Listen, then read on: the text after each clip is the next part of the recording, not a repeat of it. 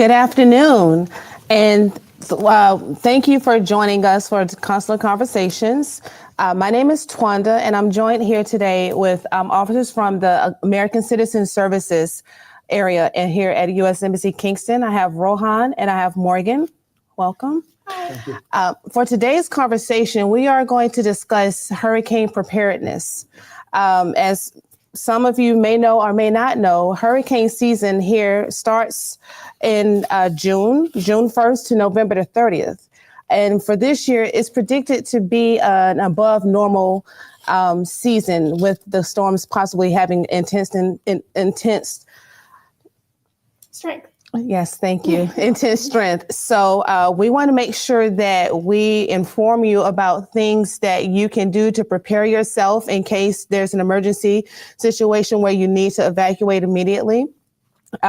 So before we get started and go over the information with our guests, I want to make sure that there's an understanding about some of the questions that we can and that we cannot answer. For the sake of privacy, we will only answer questions that pertain to American Citizen Services and hurricane preparedness. Any personal questions that you may have, please send those to our email box, which will be kingstoniv@state.gov. Or if you have a question about traveling to the U.S. as a visitor, you can send your question about a particular case to kingstoniv@state.gov. So to discuss about hurricane preparedness, there are some documents and other things that you would need to have together prepared already, so that you don't have to search for it, and that you can have it already together so that you can leave immediately and protect yourself and your family and your your furry loved ones as well. Rohan, could you tell us some things that some documents that would be important for an individual or family to have within their disposal for emergency departure? Absolutely. And it's quite refreshing to be talking about American Citizen Services matters on this program for a change. As Twanda indicated, we are anticipating a rather active hurricane season. As a matter of fact, there's already predictions that there should be approximately 13 to 19 named storms, with probably about 30% of those becoming very strong storms. As an American citizen, you don't want to be stuck in Jamaica in the midst of a hurricane, or as a hurricane is approaching, with an expired passport or with your marriage certificate or birth certificates or any of your civil documents for that matter, not in easy reach of you. So it's important to ensure that you have these documents already stacked, put away in a nice place, possibly a Ziploc bag.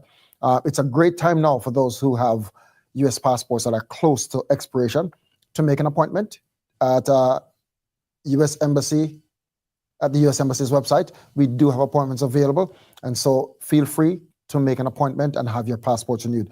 That is going to be one of the primary documents that you will require to have at your fingertips in the event of a hurricane. And as a reminder, you don't need to wait for your passport to expire to renew it. You can renew it up to about a year from when it's due to expire. Okay. Are there any other documents or any other steps that you think that citizens or anyone that needs to get out of harm's way would need to have in their possession? So for future reference? As I indicated before, all your civil documents are important documents.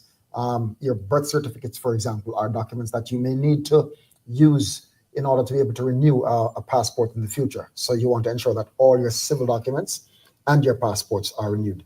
Let me take this opportunity to point out as well that we encourage American citizens to go to the website, the US Embassy's website. And if you Google US Embassy Kingston, it's usually the first one that pops up. And you can register with the STEP program right there.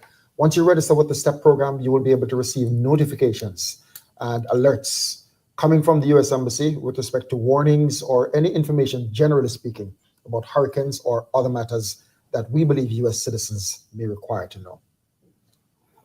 And do you have any suggestion, Morgan, about insurance? If people need to have insurance for Yes. emergency Yeah, we situations? highly recommend that if you're an American living in Jamaica or you spend a lot of time going between the US and Jamaica, that you have both local Jamaican insurance and US insurance.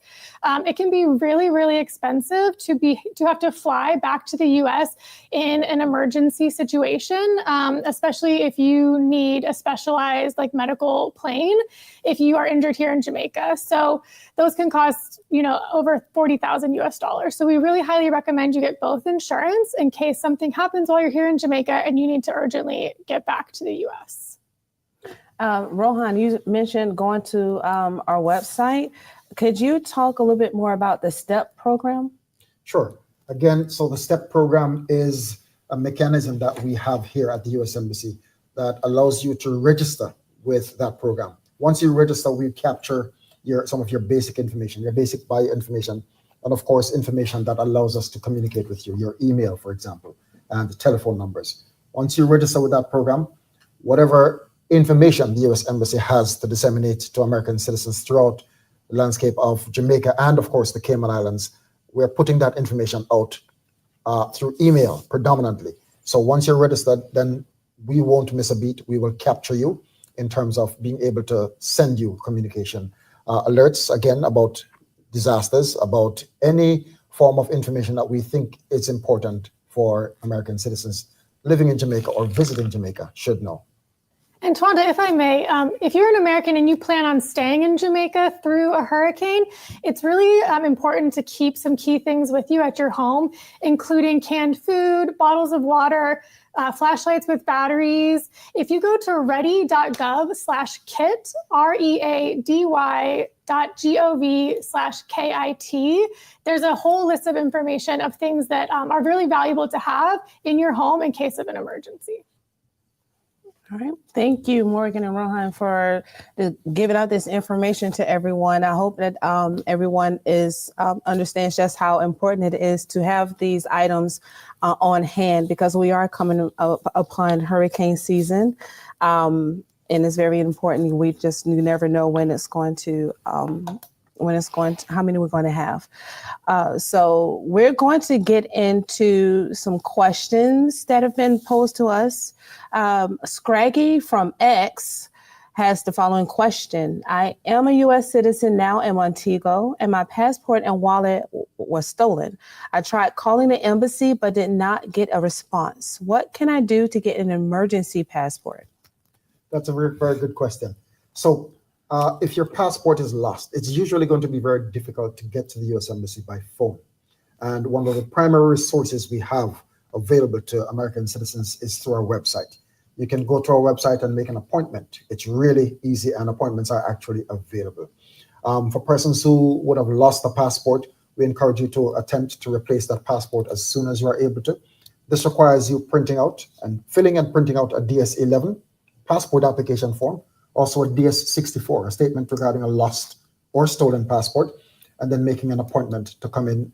And if there is an opportunity for you to receive an emergency passport, that conversation can be had with the Vice Consul once you visit with us for that appointment. So really and truly, it is pretty easy for you to make an appointment to get in and talk to one of our consular officers. You can also make a call or visit with the consular agency in Montego Bay. They do also offer passport services there. We have a really good team there that will help you determine whether or not an emergency passport is what is going to be really good for you. Also, let me indicate to you and to all our viewers that passports applied for here at the U.S. Embassy in Kingston generally takes around about 2 weeks for return.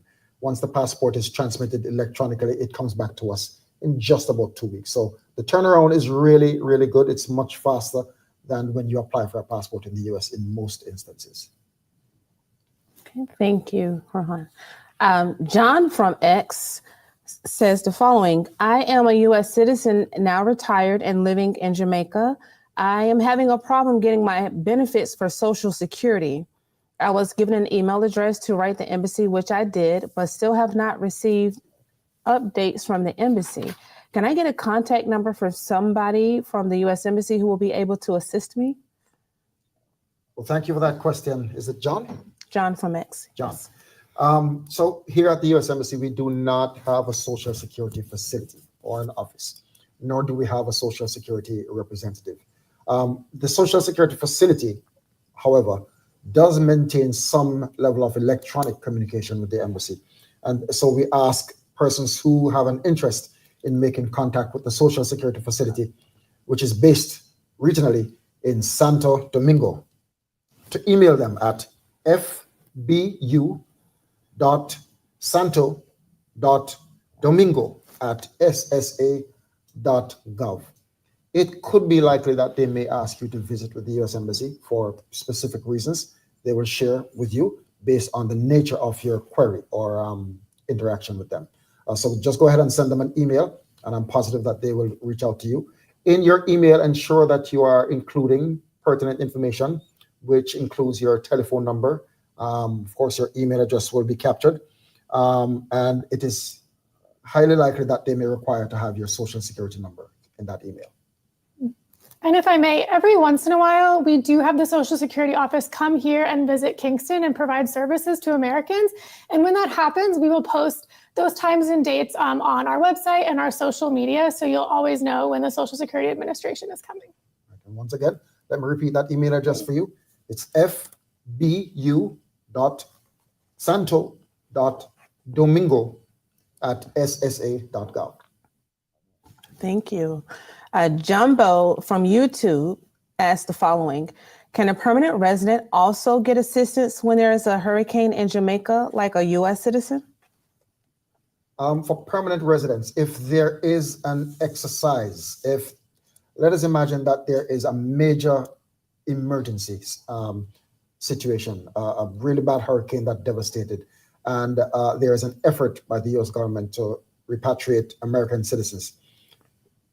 In some cases, in many instances, green card holders are considered in many instances. Once they can substantiate their status with the relevant documentation. And again, this comes back to protecting your documents. It's important that you put your green cards for green card holders, your US passports and other civil documents away in a place where you can reach them easily and in a place where they can remain safe from getting wet and so.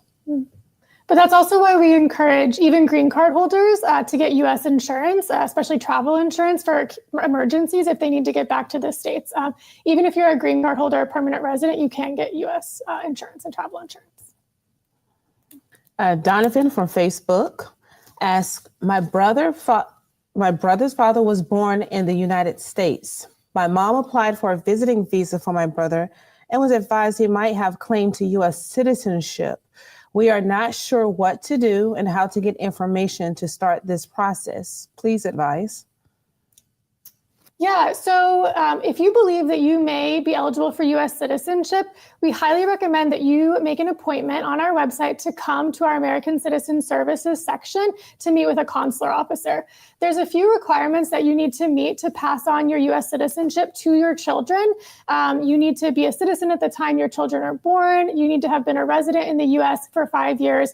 And obviously, you need to have a biological relationship to your children. So once you schedule the appointment and come in, a consular officer will evaluate your situation and see if you meet those criteria. And you may be a U.S. citizen. And if so, then you can get a U.S. passport. And if you're under 18, you can get a CRIBA, which is a consular report of birth abroad. So any American citizen born outside the U.S. is eligible for that document. That's a great response. And it's important that our viewers recognize that travelstate.gov, which is also linked on the U.S. Embassy's website, has a large load of information detailing how you can claim U.S. citizenship through a parent, or how you are able to apply for a consular report of birth abroad, as was just mentioned. Yeah, and you can do it at any age. Even if you're above 18 and you believe you have a claim to U.S. citizenship, you can reach out to the embassy. All right. So we would like to thank you all for joining us for our program for today with Consular Conversations. And we look forward to seeing you next month.